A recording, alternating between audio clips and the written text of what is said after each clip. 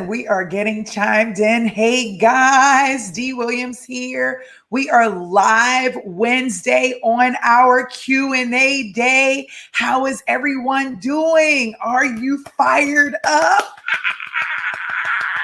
Okay, so anybody that's here watching and you're in my live class, y'all know that I'm just like a tad bit behind. But that's okay. My technology has been so weird this last week. I don't know if anybody has been dealing with the same technology issues as me, but we're here. So anyway, y'all know Wednesdays, once a month, we are here at Staffingpreneurs Academy, and we do our live Q&A call for professionals and entrepreneurs who are looking to start and grow their very own niche recruitment and staffing business. We don't typically do this call live. We typically do it in my personal group. But for the last couple of months, I've been kind of hanging out live and allowing people to kind of get into this space, right? So I want to first welcome everyone. If you're on IG, hey, on our Staffingpreneurs page. If you're not familiar, we're live on IG. It's at Staffingpreneur. If you're in my private Facebook group, I love you, Staffingpreneurs. I'm so proud of y'all. Y'all are rocking it out. All right. If you're on my YouTube page, what's up? LinkedIn, what's up? Twitter, or Periscope rather, Facebook, on all of my places. I just want to say, hey, and I'm excited that you are here. We're going to have a really good time today. So the first thing that I want to do, like I always do, is just welcome y'all, right? And remind you, I'm Dee Williams, your business advisor, and I would like to know who you are and where you're chiming in from. I also want to say what's going on with, or what's up with my Staffingpreneurs who just joined Staffingpreneurs Academy in the Facebook group live. I'm really excited for each and every one of you taking this stance on and this chance on starting your very own niche recruitment and staffing business. So what's your name? Where are you chiming in from? And please feel free to let me know what your niche is. So, hey, Ronaldo, always glad to see you. Hey, Nurse Hustle. That's my my Latasha. I'll see you today, Latasha, at 3, right? She's on IG. Allison is here. I'm so glad you're here. Latoya, hey girl, what's going on? Doris, hey. Tiffany, Nomi, hey. Muhammad is here. He's brand new. Congratulations, Muhammad. Welcome to Staffingpreneurs Academy. We are so glad you're here. Cannot wait to introduce you to everyone in the Facebook group. Hey, KB, so glad you're here. Courtney is here, and she's from Texas. What is this? Louisiana. I love that. She's doing labor staffing. Awesome. Ashanje, hi, how are you? Monica, Texas, just discovered this channel. So thankful you're here. Awesome. Vaughn from the DMV, that's my area, professional services. I like it. Tiffany's in Texas. I love it. Y'all are on fire today. Yes, this is what I'm talking about.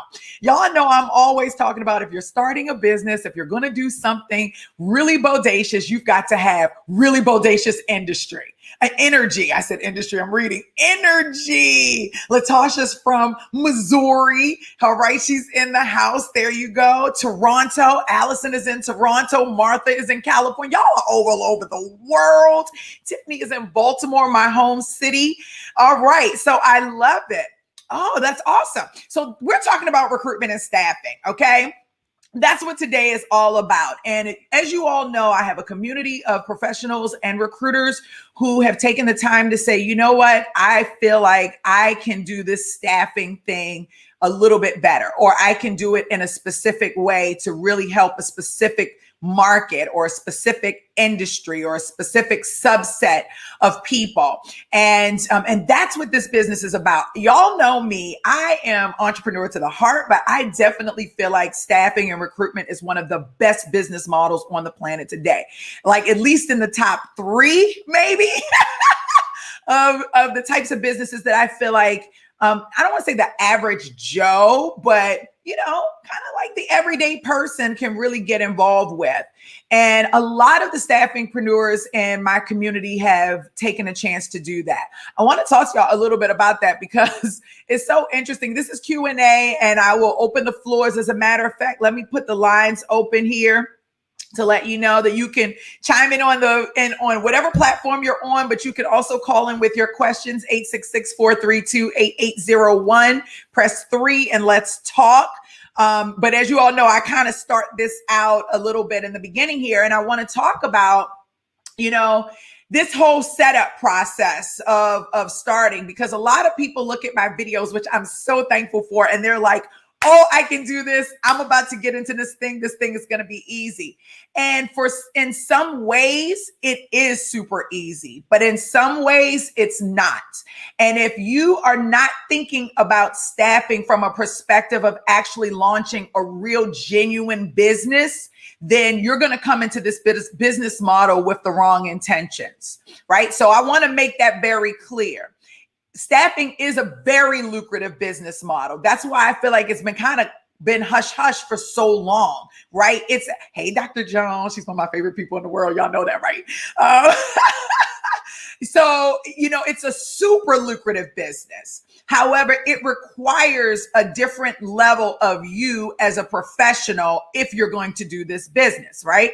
So I feel like this. Somebody asked me the other day, they said, D, is your target market recruiters? And oddly enough, my target market that's not my core market. My core market is not recruiters, right? My core market are people who are in a particular niche network because they already know people that are in a specific niche network. And the biggest challenge that recruiting agencies have is finding the right match, finding people and finding the right match.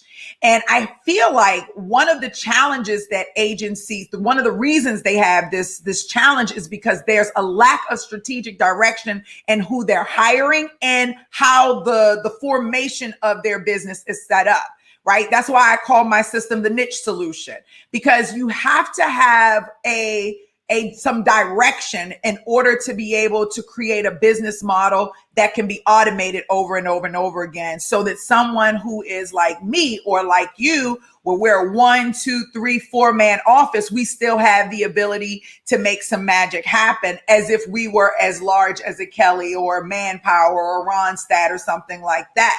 But most of us are coming in very small, me, a few people, a little budget, maybe 5,000 to 250,000. And we're trying to figure out, okay, how do we bring this thing to life, right? How do we bring it to life? How do we make it so that it's automated? How do we make it so that we understand the processes and the systems and have them in place, that we're compliant, that our brand represents who we are, where we're going, that our brand represents, the type, our culture. Like, it's so many things involved with starting a staffing business. And it's like, I really get so frustrated.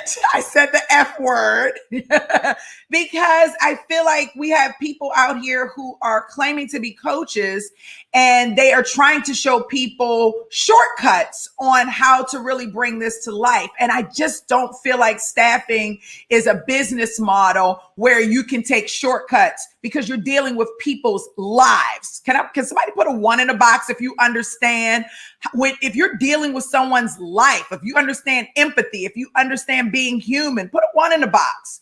You're dealing with people's lives. You're dealing with companies and their budgets and their strategic initiatives. This is a real thing. So it's not something that you come in and you say, oh, I'm not going to have technology, or I'm not going to have my processes, or I'm just going to randomly call anybody and just any contract I get, I'm going to take. Like, that's not this business model. This business model requires you to actually sit down and to have a plan, to have financial goals, to have performance goals, right? It requires you to have strategy, to think of what's the core strategy that I'm trying to implement here when I'm reaching out to this person. It requires you to understand your target market. It requires you to understand your target market. It requires you to understand the journey that your target market is going on. If your coach is not teaching you half of that, you're in the wrong program. And I'm not hating on anybody, but I don't believe in shortcuts when you're dealing with people's lives. Each and every one of you have had a job. Most of you have worked with a staffing agency before. Don't you want to work with an agency that genuinely cares about you and what they're doing? And those are the type of people that I like to coach and train in Staffingpreneurs Academy. People who have a heart, but also have a passion for business. And people who understand you're creating a real business model. You're creating a real business. You're impacting real lives. You're impacting the economy really, right? It's not a game. It's real. So that's kind of my, I kind of put that out there, but I wanted to talk about that a little bit. And the cool thing about the academy, and I want all of my newbies, especially for everyone that was in my setup program yesterday, and our technology kind of went glip. I want you to put your questions in. You can call in, but you can also put your questions in the box. I'm going to answer everything. We're here at least for another 40 minutes, right? So in Staffingpreneurs Academy, we have members in there that are just starting all the way up to making about 12 million. I think that's our cap. One of the ladies in there, I think she's doing about 12 million a year. If someone's doing more than that, they just haven't told me that, and you can feel free to let me know. But in the Facebook group, we have about 400 or so Staffingpreneurs, give or take. And in the community as a whole, because not everybody hangs out on Facebook, we have between 4,000 and 6,000 members. That's insane. Okay. And everyone is on their own journey. And some people on their journey together with other staffingpreneurs, and some people are doing it on their own, and they're just there to get the knowledge and support. But one of the things that I love is that everyone is on this journey to impact lives. Everyone is on this journey to leave a legacy. Everyone is on this journey to do something meaningful. And everyone on this journey is fired up about what they're doing. And so y'all have to know that out of all of my coaching communities, and I have about 4, Staffingpreneurs Academy is definitely one of my favorite ones, because I feel like we have so many amazing people doing so many amazing things. So I just want to shout out to my scale up group, which I'm meeting in a little bit. Each staffingpreneur in that group is generating revenue. And some of them have been generating revenue for a long time. Some of them are just getting revved up. So I just want to give a shout out to everyone in my scale up group. I want to give a special shout out to a young lady in my Run It group, and I want y'all to give her some love. Her name is LaKoya. She is doing it big, came into my Run It course. She asked for a little bit of advice, and she took that advice and ran with it completely. When she started with us, I think she didn't have anybody on billing, landed her first contract. This has all happened in the last 30 days since we last went live. And now has had a max of 50 people on billing. Now 40 people on billing, I think somewhere around there, and growing. I just want to give a special shout out to her. She told us how much she made in the last 30 days, and she was just like, it was completely life-changing, and all the people that she put into jobs was life-changing. So y'all give some love to LaKoya and congratulate her. LaKoya! She's actually on her way to our scale up group. So I'm really excited for her. She's waiting on, when she's ready to come on in there. So that's really exciting. Our setup group is doing awesome. We have people that are scheduling their audits so that they know whether or not they're ready to move on to the Run It class. I'm really excited for all my setup folks. We have 46 people in the setup class right now. Bananas. Can you say bananas? 46 people are on a journey to impact their lives. That is phenomenal. Y'all see the fire flowing through me. If this was a recorded video, y'all would see fire flowing, flowing from me for real, because that's insane, right? So really excited for the setup group, and cannot wait. We start graduations with this class starting in, what month are we in? Oh, this month. Our first graduation for the month of August, for our graduates for the month of August, is the last week of August. So I'm excited to see how that graduation class looks. We already have, I think, 1 or 2 people that are scheduled to graduate. Now, the lines are open. I see questions are already in the inbox. Y'all know this is what gets me fired up. So I have so much to share, but I don't want to take up your whole call. So I'm going to just scroll through the comments here. IG, I'm sitting right here giving you all this love as well. And I want to talk to you. While we're going through this, I want to talk a little bit. Hey, Ayo. I love Ayo, y'all. She's so awesome. And she's having a baby. I love babies. Walter, thank you, Pooh. I love you.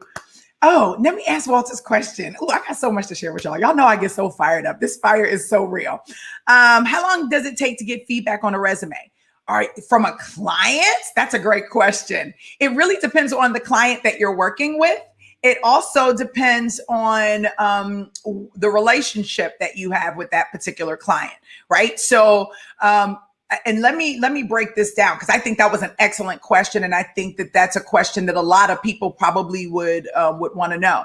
So, when you sign the contract with a client, right?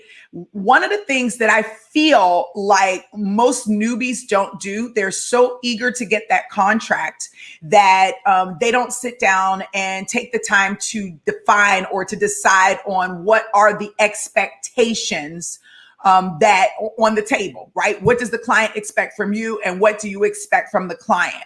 That conversation has to take place every time you're negotiating a contract because that will define how soon you get feedback on your resumes. If you don't have any type of any type of clear expectation of what's expected, then they are going to move the way they want to move. Speaking of the clients, one, not only are they going to move that way, but they're going to move based on what they've experienced with other agencies in the past, right, Walter? So you have to tell them right up front, listen, when we submit a resume, you have 48 hours or 24 hours to review the resume and get it back to us, or they go out into the pool of what have you, or whatever your standards are. And just so you know, everyone should have standards. And I think that's one of the things that I see that rookies lack is standards. You've got to create standards for yourself and your business, right? So that's the first thing. If you have that in order, then I say it should take your hiring manager a minimum of 24 hours. I have seen up to 1 week, depending on how busy that hiring manager is and if the expectations were created from the very beginning.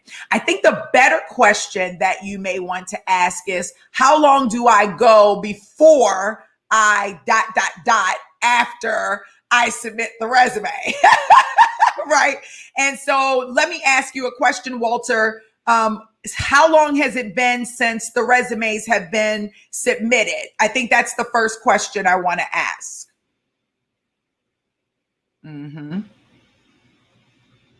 So I'll let him ask that. So that was a really, really good one. While we're waiting for Walter to get in the box, Tion, thanks for being here. Jennifer in Dallas is here. Awesome to have you. Who is this? Ladarius? Is this Ladarius on IG? Hi, thanks for being here. Walter, 7 to 8 days. So it's been 7 to 8 days since they submitted. Have you responded to them within the 7 to 8 days? Have you said, hey, it's been 48 hours, not necessarily in these words, but within 48 hours, hey, just want to check that you received the resume? Because that's always my first response. If I haven't heard back from them, I always want to confirm that they received it. And I typically do that in the first 48 hours, right? And then after the 48 hours, then I'll do everything. I'll follow up in like 48-hour increments, because hopefully I'll never get to the 7 or 8 day piece because I'm following up. Now there's a system to following up though. When you're trying to follow up on that resume that you submitted, there's a process. There's a process that I want you to understand. When you're following up, that first follow-up right afterwards, yes, you can say something like, hey, I just want to check in with you to see if you received the resume. What are your thoughts? If you don't hear back from them, then the second time you follow up, like 48 hours later, you say something, you start mentioning things that was mentioned to you as to why they actually needed this position, and you start to compare it to his or her skill set.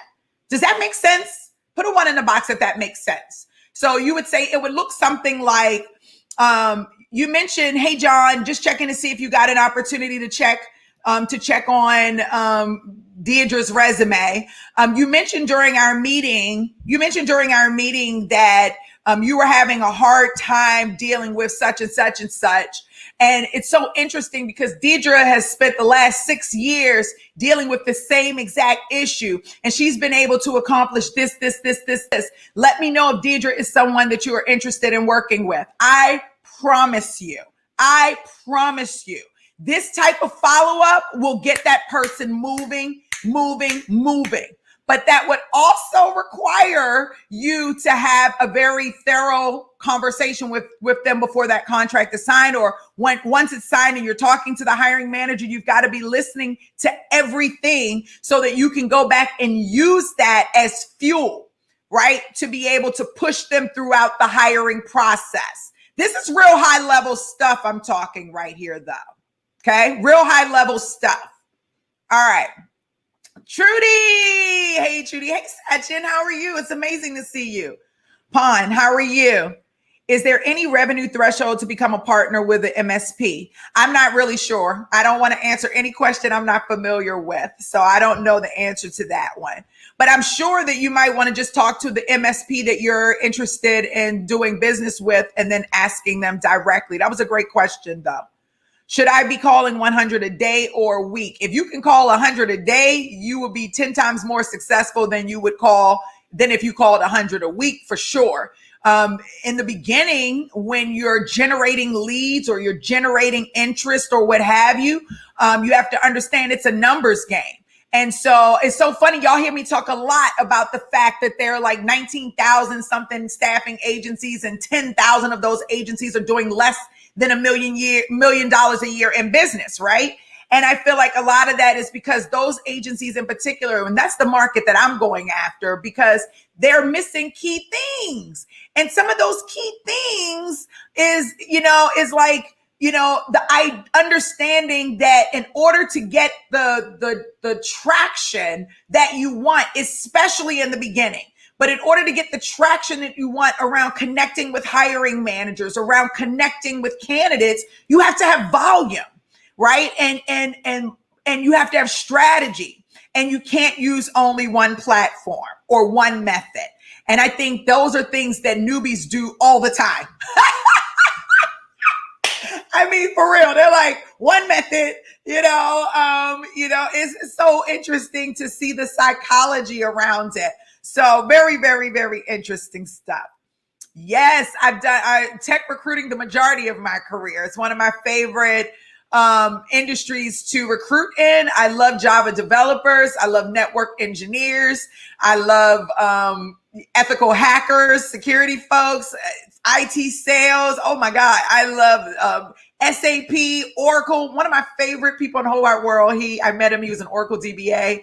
And I think I placed him once, maybe not. But anyway, this guy went on to become he ran for mayor or something in his city, and he worked for Oracle, big time guy. And we're still friends to this day.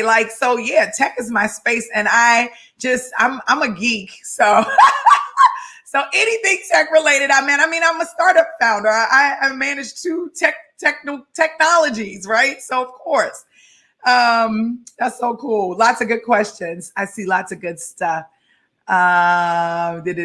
Terry Miner is here. What specific insurance policies staffing and recruitment agencies need to operate? You need you need a couple of pieces of insurance, but you need your umbrella insurance, right? And you need your workman's comp insurance, right? And we have a whole list in the academy, but you definitely want to make sure that you're insured. And even if you're using a funding company, right, you still want to make sure that you have your own insurance, because the funding company will cover a portion of your business, but it's not going to cover the liability that comes along with other parts of your business. So if in the beginning I was talking to funding companies and they were like, no, if they're with us, they don't need insurance. But as we've grown in this community since 2011, right? 2013, since we've grown in this community and have had experiences, we've learned very quickly that you still need to have your own business insurance, even if you're running with a funding company. So make sure you keep that in mind. Jennifer in Dallas. Allison, how does one get to work with you? I should probably put these up here. Work with me in a couple of ways. I do still do some one-on-ones, definitely, especially the hourly ones. I have some larger programs where I can help you set up your staffing business. I'm hoping to retire from those later this year because I'm building my tech out so beautifully that I'm going to move away from one-on-ones. But I have three amazing coaching programs. And I just love talking recruitment and staffing. So you can get in contact with me on Staffingpreneurs Academy, on my e-commerce store, recruitmentstore.com. And yeah, that's great. Jennifer in Dallas. We have Tony, Lynn, Linda says congratulations. She's congratulating LaKoya. I'm just trying to see if I missed any earlier questions. Montana healthcare recruitment. Pam. Hey, Pam, Baton Rouge. Okay, I'm willing. Some India. Okay, so I think I've got all the questions on the top end. Let's go to the bottom end. How do you charge for 1099 employees? Is it the same as temp? So first of all, you should really be very careful with doing anything with 1099 employees. The laws have changed and are changing very extensively. And to be honest with you, I would suggest that you not use 1099s, that you W-2 as many people as possible, if not all. There's a huge fat fine associated with having 1099s on under staffing agencies if they are not actually 1099. And there are forms on the IRS website that you can go to, and they will help you to identify whether or not the person who's saying they want to be paid 1099 is actually qualified to do so. And then that will cover you and cover them as well. So, but yes, to answer your question, it's going to be a bill rate, right? The same way you would do, you would do temp or contract, but I would say stay far away from 1099s. The last thing you want is that fine. And there is some type of, from what I hear, an investigative division that focuses solely on this one particular thing. So they look for people like you that they can go and prey on. And I heard that the starting fine is $10K. So I don't know if that's true or not, but that's just what I heard. So just keep that in mind. That was a really, really, really, really good, good stuff. Sasha, let's see. He asked about the tech recruiting. What do you think about? Okay, so Tion says, what do you think about sending an initial resume without the candidate's information? Of course, that's old school. Tion, that's old school. That's a classic strategy. It's called skill marketing, or marketing it is called skill marketing, right? You marketing your best candidate, your MP, your most valuable placement, or your MVP, or your most placeable candidate, your MPC. You could definitely do that. And that is a very smart thing to do if you do it the right way. There is a system and a process to that. I see a lot of companies, specifically foreign companies, I'm watching you and I'm calling you out, that are cattle calling people's resume to hiring managers, and it makes this process way less effective. They put zero strategy behind it, and it turns people off in the industry, honestly. Nobody wants to talk about it. Nobody wants to say it, but I'll say it. It turns people off. Whenever you're sending someone an email, it should be of value, and it should be able to explain or define the value that it's presenting to the person in the event that they're too busy to figure it out on their own. It should not be a form of cattle call, right? Or, hey, I got 50 people here available on billing. Do you need one of them? Who wants to be shopped around like that? I think it's time for us to put a little bit more class back into the recruitment and staffing business, right? We're in that space now. We're out of that space where everything is disconnected. That's really old school. Right now, people are connected more than ever before. We're going through a pandemic as a global world. Everyone wants to be connected because we can't be connected physically without getting sick. It's time to put a little bit of class back into the art of recruitment and staffing. It really is. I'm tired of seeing these people BS with this art. It is an art. We are matching people, amazing people, into great jobs that are keeping our economy going forward. If any of you haven't felt what it feels like for the economy not to be working, hello, we're here now. Is this how we want to live forever? No. So it's up to us as staffingpreneurs to help bridge the gap. It's up to us to find amazing people, amazing companies, and make great matches so the world can keep going. We have the best job in the world. I'm sorry, I get fired up, y'all. Anybody who knows me, y'all know I get fired up about this stuff, okay? So don't be laughing at me, Latasha. You already know how I do, okay? I just, we've got to be better with this. So when you're sending out that initial resume without the candidate's information, make sure you're being transparent with the hiring manager and letting them know like why you're sending it out, letting them know what the value is, right? Be strategic about that. Start thinking of different ways to make that email stand out so it doesn't look like the same email that everybody is sending out and doing the same thing, but it's a great strategy. Hey, Nevin from Turkey. So sweet. I hope that was helpful, Tion. I hope that was helpful. Sashin said, what's your advice on building a new niche? What are the main pillars you should build your niche around? That is one of my favorite questions in the whole wide world. So building a new niche, you want to look at, first, let me tell you what you don't, let me give you some rules first, okay, when you're talking about building a niche. So rule number one, you want to build a niche that is based on something that you are super passionate about, okay? And when I say super passionate, I mean like I am a tech geek. I am that chick that's up 3:30, 4 o'clock in the morning on my laptop checking out what's the latest technology that just came out. I am obsessed with tech, right? So if you are in a niche, like some people are obsessed with nursing or obsessed with accounting and finance or obsessed with business intelligence or AI. If you're obsessed with something, you should think about that industry as a space that you want to get into. Or, okay, this is an or, not an and, but an or. Or your niche should be based around something that you know very well. I like to say it should be based around something that you do very well. But for some of you, that can be a non-compete issue. So maybe it's something that you know very well. Maybe, you're a carpenter. This is a crazy example. Oh, let me give you a better example.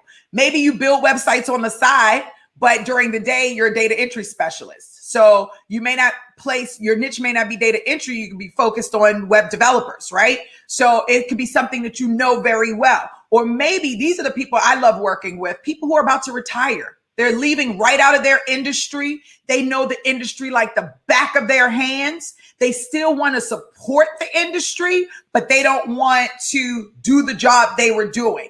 They are the best people to start a staffing business because they know the industry. You can't come in and fluke them on what's needed and what's not. If they do it right, everyone kind of knows what those hiring managers and so forth are looking for and what types of candidates to look for, and they'll make really good matches. So folks that are retiring, or you could be in the industry right now and you're just fed up. So like we have a couple of police officers in Staffingpreneurs Academy. I know that sounds crazy, but we actually do. We have a couple of officers that have been looking to transition out of the police force and to do something totally different because the climate doesn't represent potentially what they're looking for, right?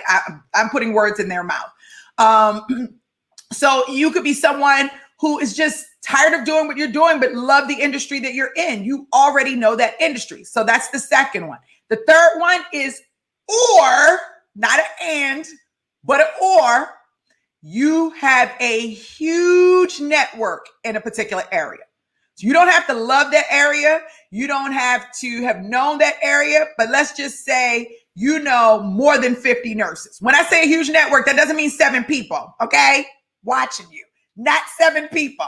I'm talking 50 or more, okay, of the same group of people. So like, 50 RNs. I would prefer 50 RNs in labor and delivery or 50 RNs in cardiac. But if you know like 50 RNs or more, and even if you're not in that space, but if you're super connected, you can write each name down, their phone number, their email, you know them, then and beyond, then that's a good market. So it's 3 things. You either have to be super passionate about it, right? Or you have to know it, or you have to have a huge network in it. That is the formula, at least the starting formula for the niche. That is the starting formula. That should narrow your ideas down drastically. And what you can do, and I have a niche download, I shouldn't put it up here, but I have a niche download sheet. What you should do is look at all three categories and start writing things out, and then narrow it down to your top three, and then narrow your top three down to your top one. And then like decide, yeah, that's where I'm going. I hope that was helpful, Sachin. I hope that was, so Ayo said, yikes, should I be in healthcare? I don't know. You have to tell me, it can be one or the other, right? Or all three together. It may be something that you're passionate about, something that you know, and that you have a network in, but it may just be one. So I always put an or in there, right? So it could be healthcare might be it for you. Might be. Thank you so much. I don't know who said that, but I love you for that. With the market highly saturated and COVID, what's your recommendation to get clients? Transparency, asking the best questions on the planet, just being available. I really feel like understanding their business in a way that they're not used to staffing agencies understanding their business is a great way to get clients today, right? Most people right now are just, again, cattle calling, right? They're like, hey, we got people. But very few people, especially during this downtime, are taking the time to sit down and to actually analyze a company that they want to do business with. So in Staffingpreneurs Academy, we teach two types of clients, really more than that, but two core, right? So, or potential clients. We teach you have your general population, and we teach that you have your target 100. My target 100 is where I would probably go in and do just a little bit more than what I would do outside of my target 100. Those are the ones that I would actually sit down and go pull their financials, and go look, like analyze what they've experienced, pull all the news articles about them, go through the industry, like put a little extra time into them and understanding who they are, what roles they have open now, what roles they had open years ago. Like right now, if you go on to, hold on one second, I'm going to share my screen with y'all. Now, I'm sorry, IG, but y'all know how I get when I get fired up and I want to show y'all something. I got to share my screen. If you go into LinkedIn, you can see companies very differently, and you can start utilizing that data now in a very different way, right? So I'm going to just use any company right now. One of the favorite companies that I'm geeking out on everything is Spotify. I am completely geeking out on Spotify right now. Okay. All my best podcasts, all my best music, like I'm just geeking out. So when you go to LinkedIn and you have the ability to go in, if you have the premium, you can see their insights. And on the insights, this is actually a very powerful feature that I feel like a lot of people sleep on, because it allows you to see different things about a company. If you really want to do sales and business development today and you want to stand out over your competition, two things have to happen. Automation, one, of course, hands down. But the second thing is understanding your client more intimately and having a high level conversation with them versus just focusing on the automation. And if you start thinking about high level, so we look at Spotify right here, and we see right in 2018, they had 4,647 employees. August 2020, they have 7,000 employees. That's growth, right? They've had this growth. So the median tenure that someone stays at Spotify is 1.59 years. Can somebody hashtag Spotify and let them know we're having a beautiful conversation about them, please? No, for real, because we love Spotify over here. Okay. They go in through their employee distribution and their head count by function. You can actually look at this and start analyzing different things about the company. And this is just one area that you can look at. You can actually go in and look at them also through Sales Navigator, which I also have, and look at them from a very different perspective. You can go to Dun and Bradstreet and look at them from a different perspective. You can start doing Google alerts that every time an article comes up about Spotify, then you go in there and really, really get into Spotify's world, right? You can go in Spotify news, scroll down at the very bottom, create an alert. So anytime something is happening in Spotify, you're there. Then you want to figure out, based on your niche, who in Spotify do I need to talk to specifically that actually cares about this position? Not HR. We definitely have a place for HR. There is a strategy that you use specifically for HR.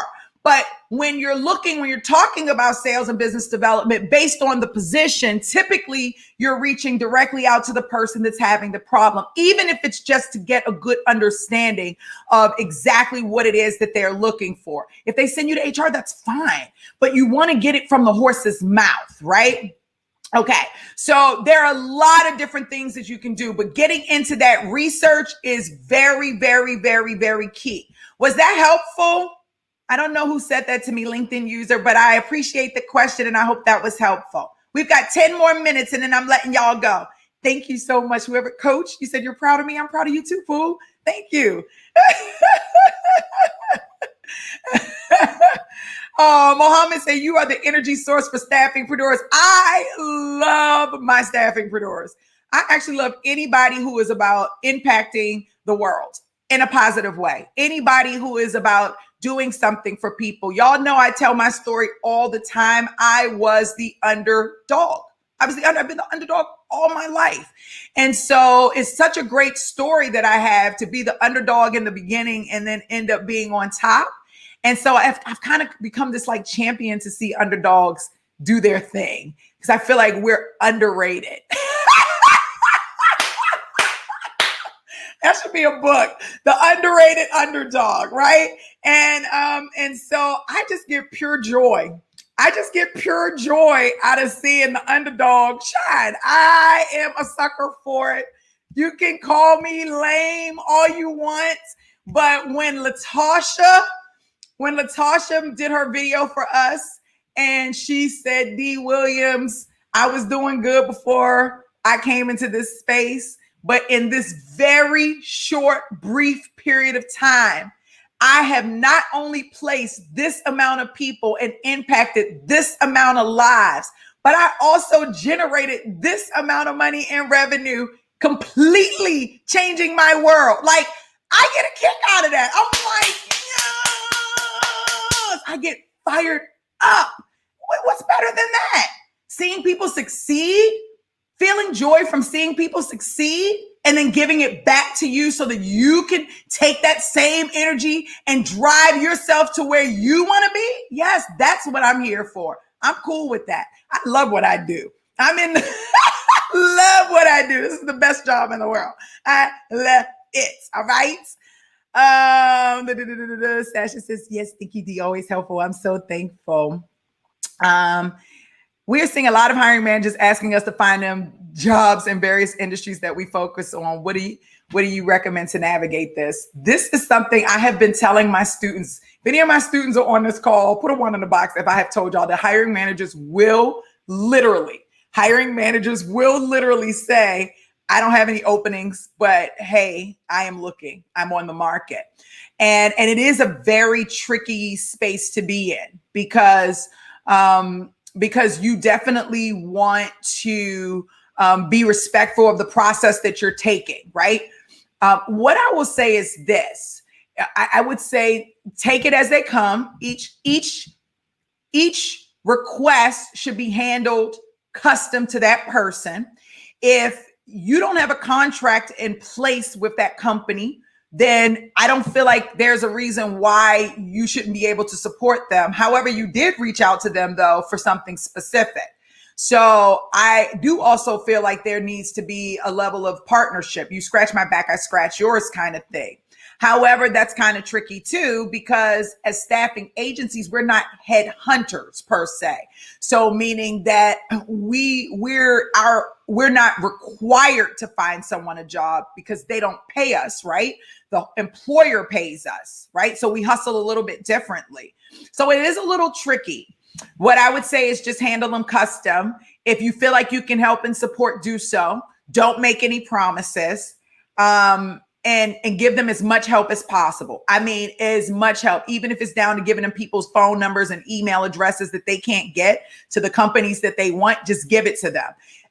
And the reason that I say you want to do that is because it becomes the starting point of building the relationship that you want to build with that hiring manager. The one thing that I feel like rookies don't understand is it doesn't matter if when you connect with someone today that things work out right or they don't work out right. It doesn't matter. Like, and let me position this a little bit differently. Every person that you meet in this industry is you're planting a seed. They're going to become someone that you will utilize, that you will grow with, that you will support, that you will help in some way, period. That's just the bottom line. So you really want to treat those hiring managers as if they are candidates always. And you want to treat your candidates as if they're hiring managers always. And I know that sounds weird, but you really want to treat everyone on an equal playing field, because everyone is going to, you're not meeting anyone randomly. There are so many people you're going to reach out to that you'll never hear back from. The people that you are meant to connect with are the people you're going to connect with, and you're going to either place them or work with them today, or it's going to be tomorrow. But if you keep that in your mind, then the way you do business won't be so transactional. You'll have a little bit more intent with how the conversations that you're having. So those hiring managers that you're helping and you're giving this contact information to, at some point, they're going to get hired somewhere else, and they're going to have the ability, they're going to have the hiring authority. Who do you think that they're going to get help from when that time comes in regards to a staffing agency? It's going to be you, because you went out of your way to help them when they asked for it and when they needed it the most. So just keep that in mind. You know, you just got to be strategic about the way you do that. Okay, perfect. I hope that was helpful. Just see. Okay, we got 4 more minutes. Y'all are bringing the questions in. I love it. AO says, go get her training online, how to get clients. Great training. That is a great training. We still haven't finished the book yet, but hopefully it'll be done next week, because I'm on it. Yes. I'm starting up my startup course. I'm coming through. I got this. You just starting the setup course? I love that. Congratulations. Look at that. I got you so happy. Y'all see my cheekbones went up. I got so happy immediately. The underrated underdog. That's who I am. I mean, really awesome. Okay. I'm focusing my niche on just one job title and looking to cover all of the U.S. on contract or perm basis. What are your thoughts? I love it. Perfect. You will be more successful than the person who picks 50 positions in 5 industries. I'm going to tell you that now. So that's perfect, because you'll be able to automate your process in a way that's so, when the big agencies catch this, that's when we're in trouble. But that's where we become very powerful as small staffing agencies. So that's perfect. I wish some of my staffingpreneurs would think the way you're thinking, Sasha. Honestly. Let's see. Karen, I'm a big fan, D. I love you, Karen. Yeah, love it. Anne-Marie, thanks, D. Loving your content. Stay blessed from Ann in Mississippi. Hey, Ann. Hey, Trudy Colette, appreciate it. Trudy's amazing. When I say Trudy is phenomenal, she's phenomenal. Okay, so Sir Joe asked me, how are you going to make the groups? What do you mean? What did I say about the groups? When you say, how are you going to make the groups? What does that mean? Tell me, give me more on that. How are you going to make the groups? Okay, so nobody called. Okay, great. I just want to make sure nobody called. Which groups are you talking about? Okay, 2 minutes. And then I'm going to do this because I got to get ready for my scale up group. Thank you, Dee. So good to see you again. Any advice on the basics for automating business development? Know your market. That is the biggest thing. Know your market. Know them intimately. What are the biggest 3 business problems they're having? And what are the biggest 3 people problems that they're having? And talk about it. And you will go so far. Hey, Afri. So how do I figure out the needs and the pains of my niche so I can create my content? We were just talking about this, Afri. You always bring such great questions. Okay, so a few things. So one, always market research from a phone perspective, right? So you can, once you know who your market is, you can reach out to your market and say, hey, I'm just doing market research. I want to understand what are some of the pains and the challenges that you're experiencing in your market. But you can also do a good old Google search, right? You can type in Google, challenges and then the industry, or the hiring manager title, pain points, hiring manager title. You can search news, but you can also look on like forums and blogs. If you like, one of the things that I absolutely am obsessed with finding out problems is if you do on Amazon, like books, like people are actually writing books. So for example, if you are a niche accounting and finance firm, right? You're doing F&A, finance and accounting, and you're focusing on placing chief finance officers, or let's say director of finance, right? And the hiring manager for the director of finance is the CFO. Then I would go on Amazon and buy books about how to become a CFO, or what's important to CFOs, or anything that's related to CFOs. Why? Because they're going to tell me what's important to a CFO, what CFOs are thinking about. How they're thinking. Like, you have to go to where your audience is and you have to dig into their world. And that's something that people who are impatient will not do. That is something that people who don't understand the value will not do.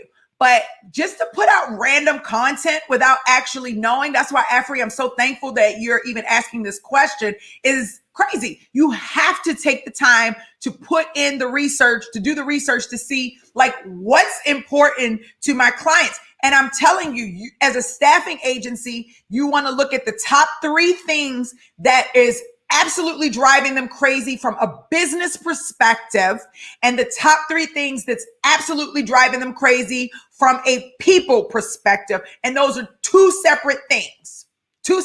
And we go into this in grave detail in the setup and in the Run It course.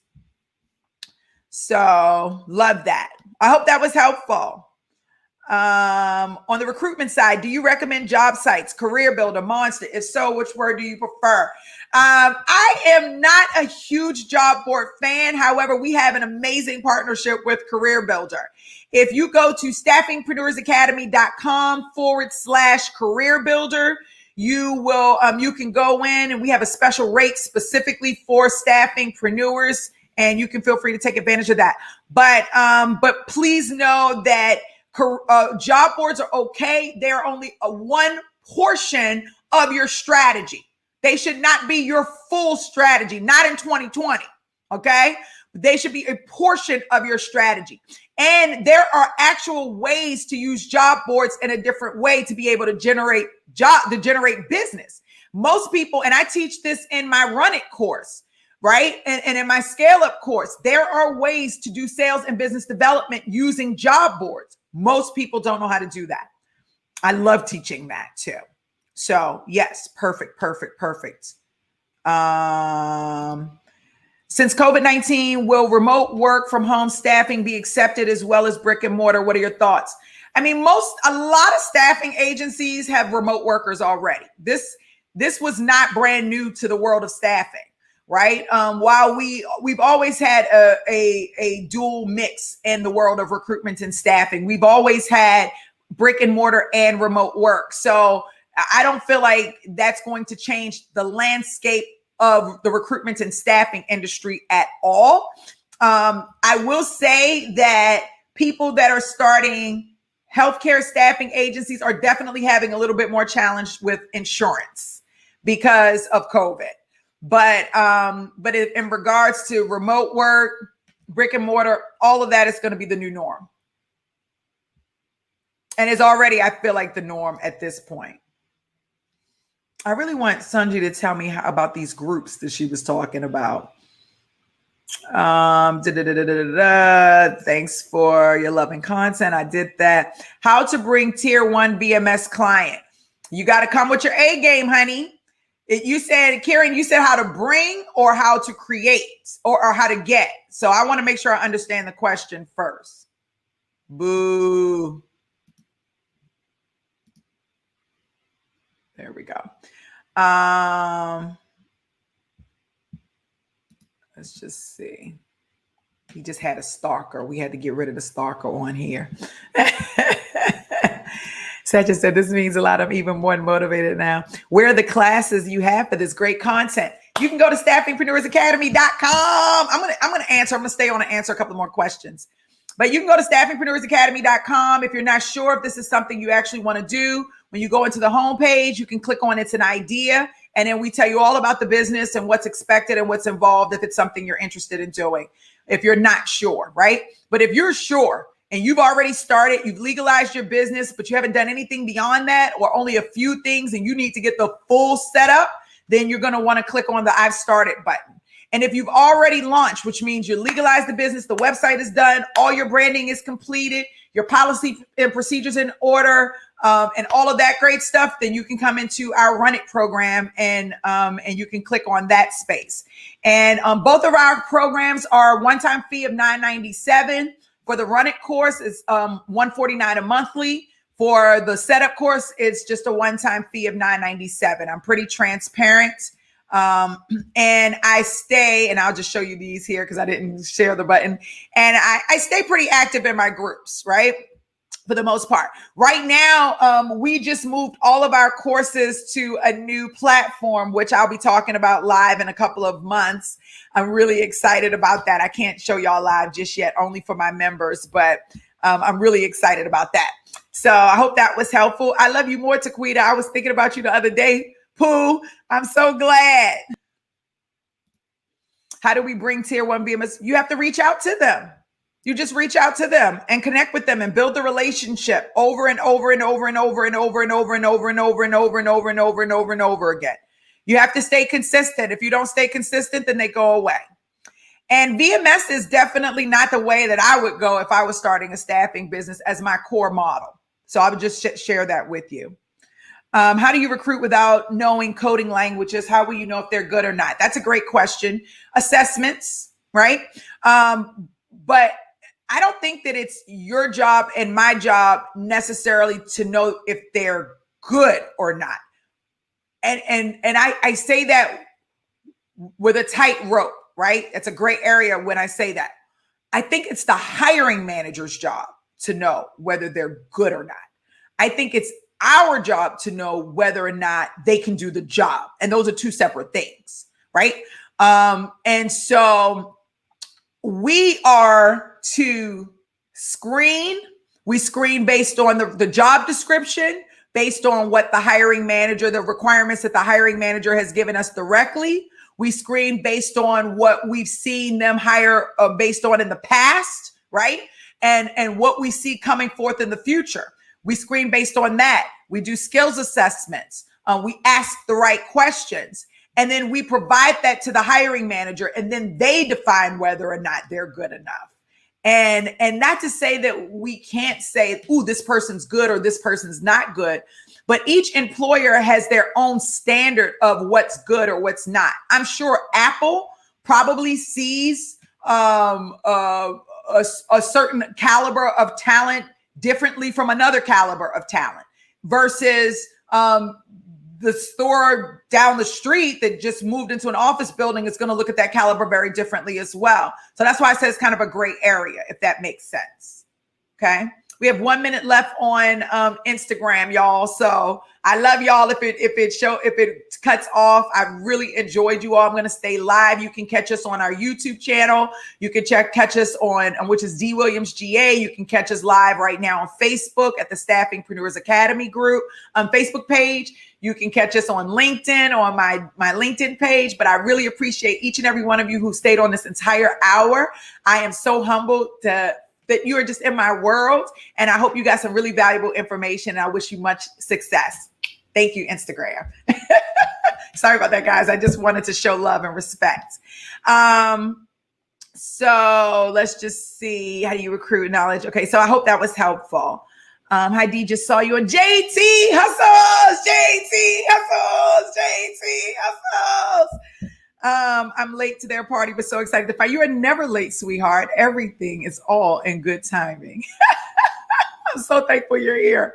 Okay. Hey, D, where do you suggest we get started with you, such as the particular course? You want to go to staffingpreneursacademy.com and you want to click on here. I've started. Even if you haven't started, right? But you know you're ready to get started right now today, you can go into I started. Class is on Tuesdays at 12 noon. If you can't be there, it's recorded and uploaded. It is live, though, if you want to listen in and ask questions. And as long as we can get the technology working, most of the time it does. And, you get onboarded by me. So I actually call people as many people as I can directly and welcome them and just get them onboarded and everything. So if I can, so if I can't, then it's just my schedule got crazy. But I look forward to it. My group is amazing. Listen, let me show y'all. Listen, for the people who are unaware, I am not the biggest Facebook fan per se, but one of my favorite places to be is in our Facebook group. As you can see, we're live there. Oh, look at this. I didn't even see this. Hey, Isha. I'm going to answer this question for a web design, do a recommendation for a website design. I just started and I'm fired up. Don't do your website design anytime soon, Aisha. You want to go through the process first before you even get to the website design. And I'm going to tell you why. Because most people, when you build your website before you define your strategies and your automation, you're going to have to go back and rebuild and redesign. I get a lot of people who schedule one-on-one calls with me to go over their website design, and they end up having to scratch it and start over again or add so much to it. They really weren't launched or ready the way they thought they were. So you really want to, before you ever start building the website for your staffing business, before you ever do that, the first thing you want to do is to make sure that all your execution strategies are written out. That's imperative. Okay. So that's awesome. So this is my group. As you can see, you get a welcome when you come in. I love my Staffingpreneurs, but my Facebook doesn't always work. So as you can see, it's just like stop there. But we get a lot of activity in our Facebook group, and everybody is super duper loving. And so that's one of the things that I love. Let's see. I'm consumed with the broke and the crazy. Let me out. Any tips to get paying clients? So yes, what's your strategy? What strategies are you using? What's your execution strategy? Are you on execution strategy 1, 2, or 3? What's in your playbook? Because getting paying clients requires you to have a pure written out strategy on how you're going to make that happen. If you don't know, if you're not familiar, I would advise you to either do a one-on-one call with me, or you can come into our Run It group, because we're doing strategies now. If you want to do a one-on-one with me and we can talk about it on Staffingpreneurs Academy, you can just click on shop. And there it is, it's coming up. And then you can go to one-on-one coaching. And then you can go on there and look and get 30 minutes, 15 minutes, or what have you. And we can kind of talk about like what your strategies look like, because you need strong execution strategies in order to generate revenue.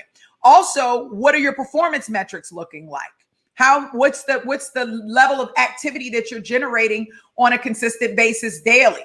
Because that's also going to define, and then also who's your target market. And are they clearly defined? And do you know what their challenges are, both business and both people? So all of those things, like it's so many different things that you've got to think about when you're thinking about sales and business development. It's not just picking up the phone and just randomly calling. It is about having a a strong strategy. I'm going to do this first, then I'm going to do this, then I'm going to do this, and I'm going to do this. And when I expect this to happen, and I am looking to see what does happen, because sometimes you just don't know. And then you've got to be able to implement it for a period of time, pull back, analyze what you've done, go back, revise, and implement again until it works like a great system. And then you get your employees to do it, right? Sometimes your employees are the one that's doing the implementation. I don't know what Gina King said. She said something funny. Okay, there you go. My Cheryl. I love Cheryl. She just had Cheryl is so amazing. She had her official, what do you call it? Her launch party, but she did a virtual one, which was really awesome. How do you recruit without knowing? Okay, we already did that one. That's Masir. Do you have a recommendation? Okay, we already did that. Izzy, thanks for all the info with your courses. Will we be educated on contracts? I'm in the baby steps. Of course we are. We do a very long segment on contracts, actually, and we provide you with the core, I think 5 to 7 contracts that you need.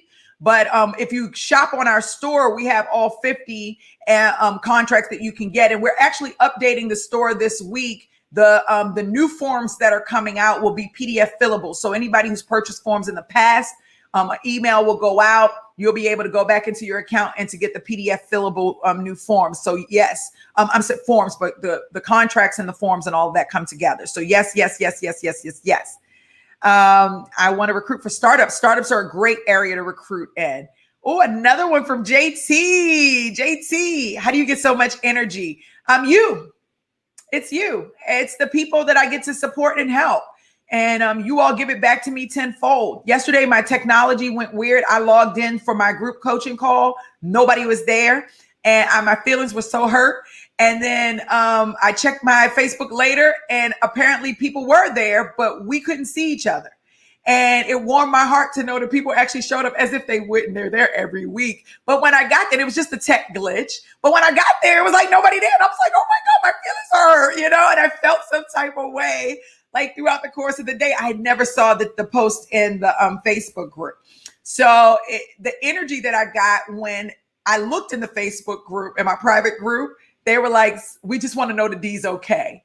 And it was like, man, that I tell you, I sat in my car, I almost cried yesterday. Not that I know that my Staffingpreneurs don't love me. I know they do, but it was just really awesome. It wasn't, where is D? Why is she not here? What happened? It was like, I really hope everything is okay because D's never not here. And the fact that she's never not here makes me worry. And it was like, man, that energy fired me up. I had 2 more clients after I saw that. They got like the best training of their life last. They got like the best training of their life last night. I was like, it's the energy that you all bring to me that gets me fired up. So I appreciate that. Oh, that is so awesome. My Cheryl, I love her. Another one, JT. So y'all, we got to get JT and me together to do some really cool stuff. All right. I think I got all the questions out here. I typically, like I said, don't go live to the whole world. These last couple of months, I have just felt really good. And I'm thankful that you all are here. And I may come back more, but you can always catch me on my YouTube channel. So go to my YouTube channel, subscribe, hit the bell so that you can get the reminders of when I go live. In the next 2 weeks, I think we have videos coming out twice a week, once on Wednesdays and on Saturdays. So be ready. I've already recorded them and I'm just waiting for them to get up there. We are definitely I'm going to go on to IG Live for just a couple of moments, a couple of days a week, just to talk about the niche only, because I feel like there are a lot of people who are just not understanding how important the niche is. So I'll give you all a heads up on that. Make sure you're on our mailing list. You can join the mailing list at staffingpreneursacademy.com, or you can go to our e-commerce store at recruitmentstore.com. I was supposed to have this banner up all this whole time. Totally forgot.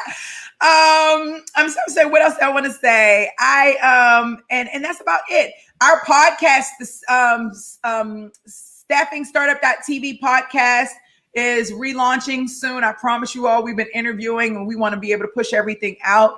This time we go around, it'll be set up a little bit differently. If you are a staffingpreneur and you have created revenue in your business and you want to be a guest on the podcast, we would love to have you. So that's, we're more than open. We're always looking for tech vendors that are in the staffing space on our podcast as well. I just want to leave one quick final note. I want to tell y'all this.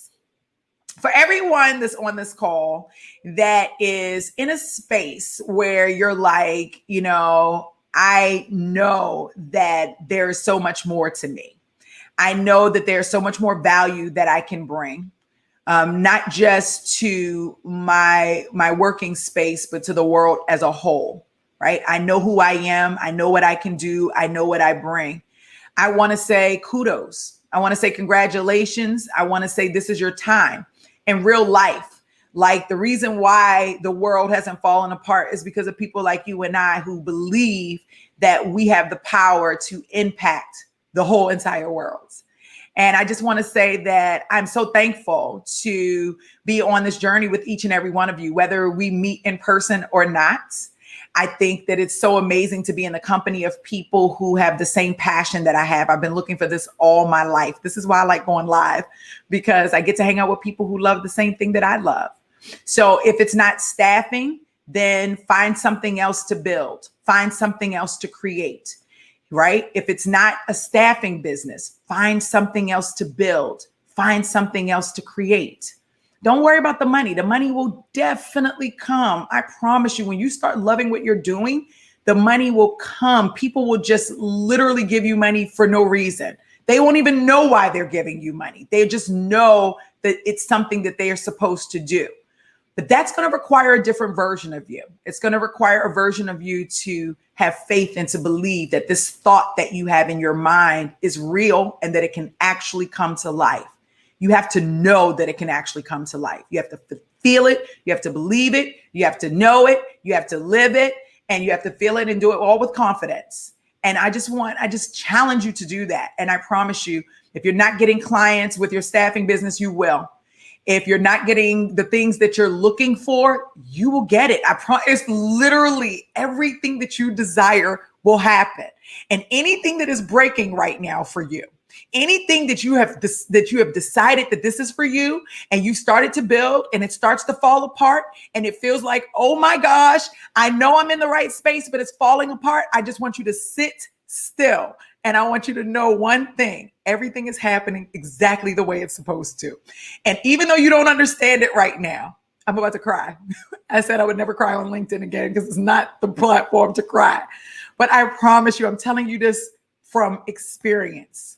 Even though you don't understand why it's not working out, I promise you, it is literally working out so that that one thing that you want or that you desire, that one goal, so that it can come to pass.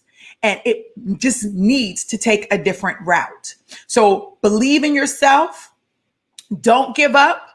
Stay confident. Know when to throw in the towel. Know when to get back in the game. Okay? And the most important thing I can tell you to do is to stay fired up. Even when everything falls apart. Even when everything falls apart, you got to stay fired up, because it's the good energy that keeps everything coming to you, flowing the way you want.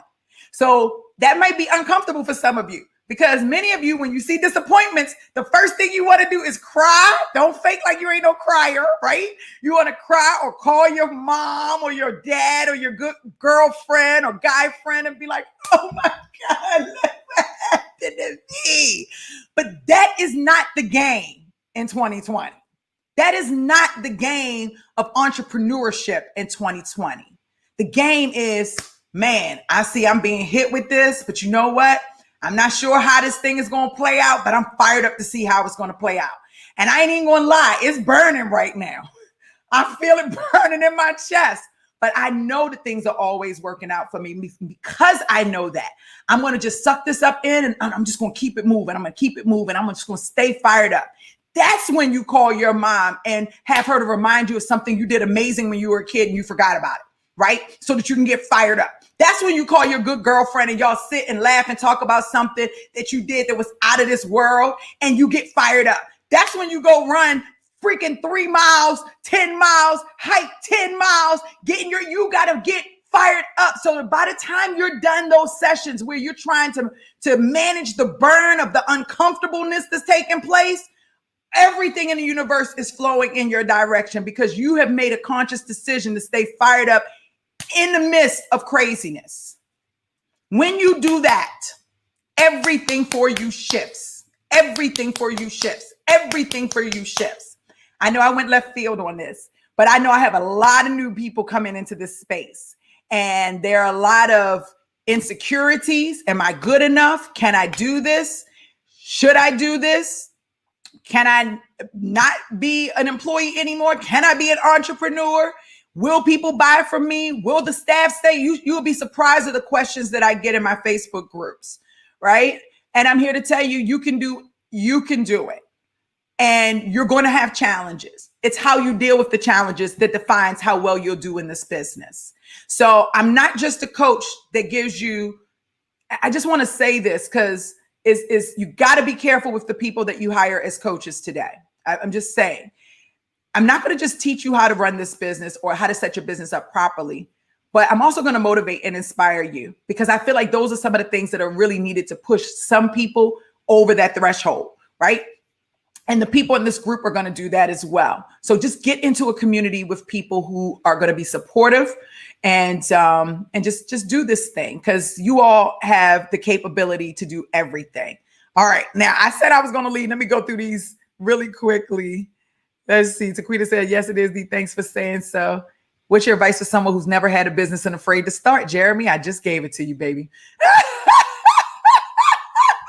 You and I, Jeremy, we were right here. Literally, I didn't even see your question. We were just vibing. I love, high five, Pooh. I love that. I love that.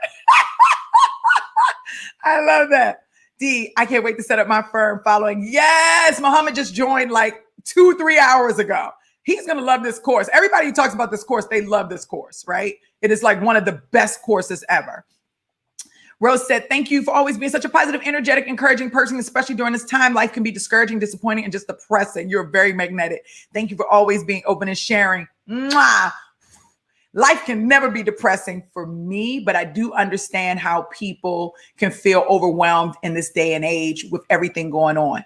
But I also feel like if you believe that you are light, this is our time to shine.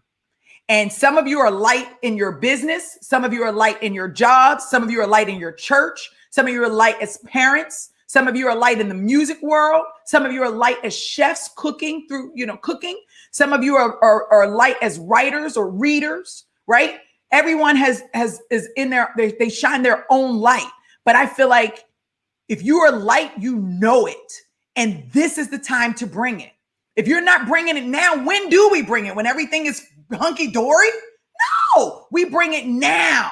And I'm a light bringer. So I'm bringing that light. And I encourage anyone watching this video right now, if you're a light bringer, bring your light too. We need it. Right? I love it. Ronaldo said, amen, D. Everything is always working out for you. It is always working out for me, for real. Hey, Genevieve. Mary Carter's in the house. After signing up, how much money would you suggest? Great question, Christopher. So you definitely want to have between $3,000 and $5,000 minimum, right? If you're going to really do this business the right way, right? So we're not doing the cheap way. And $3,000 to $5,000 is pretty cheap, right? Because you're talking about not just your monthly maintenances, but you're also talking about your marketing and your branding, and you're talking about your sales and business development and your leads and your recruitment and the technology and all of those things and your sales materials and your blah, blah, blah. The list goes on. So you want to have at least $3,000 to $5,000 in addition. Will you need that all immediately? No. Will you need it within the next 7 weeks? Yes. And 3 is a bare bone minimum. 5 is a good number. Anything above 5, you are now able to really you're able to set yourself amongst the competition in your space. I'll say that. My Taquita says, fire, we are qualified. Wow. Y'all know I'll be getting fired up over here.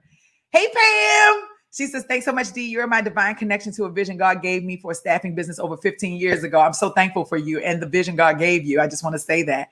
I put it in on the back burner. Your passion and energy has stirred this vision up. Yes, Pam, because it should have never went away, right? If God gave it to you, it was always meant for you, right? Thank you for being genuine and transparent. Love you so much. Thank you always, D. Love you, love you, love you. Why did you become a recruiter? I became a recruiter by accident.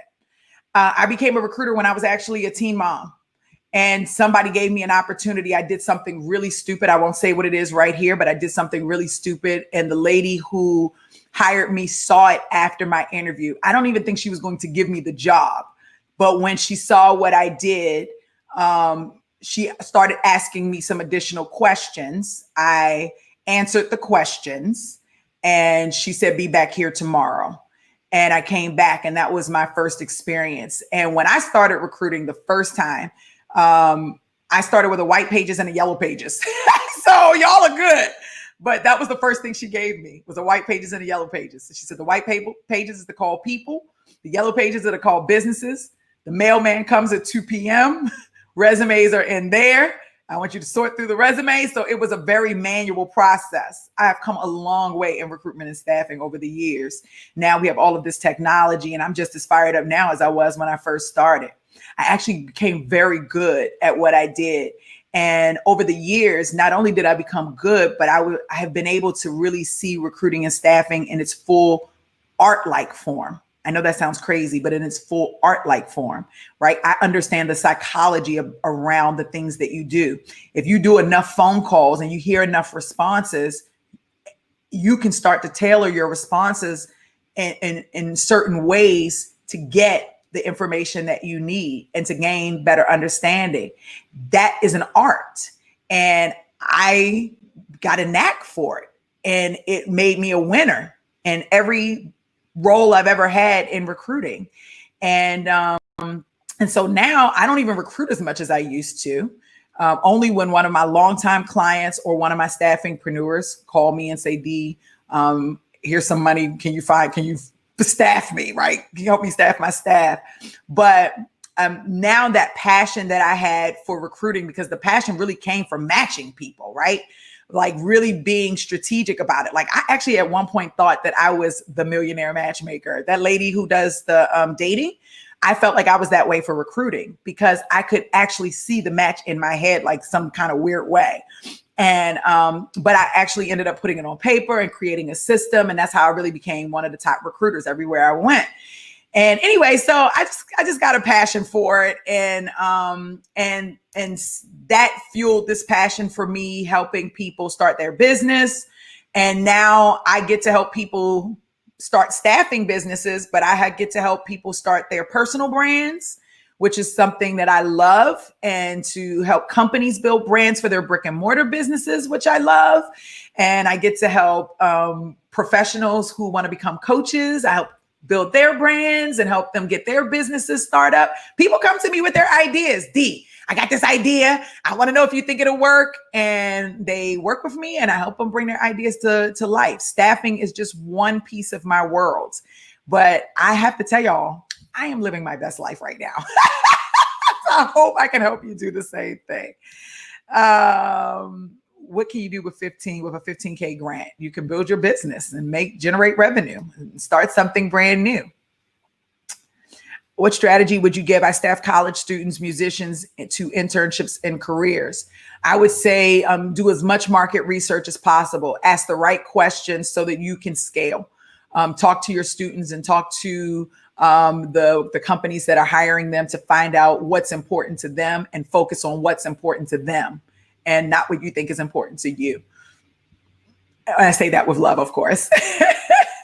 And thank you so much, Kristen. That's a different way. I've never seen Kristen being spelled that way. It's beautiful. Thank you for being here. Christopher Ryan. Okay. Thank you for being open and answering questions truthfully. Found you on Monday and now sold. Christopher, you're going to do great. Christophers do great in my group. All right. Awesome. I have gone through everybody's question. Literally. I feel like literally. I love y'all. I will see you all next month. I want y'all to do amazing. And thanks so much for hanging out with me on my broadcast. Share this video right now with everyone you know. Let them be inspired, and subscribe if you haven't already. I'll see you, Staffingpreneurs. Scale Up Group, 3 p.m. I won't be late. Bye.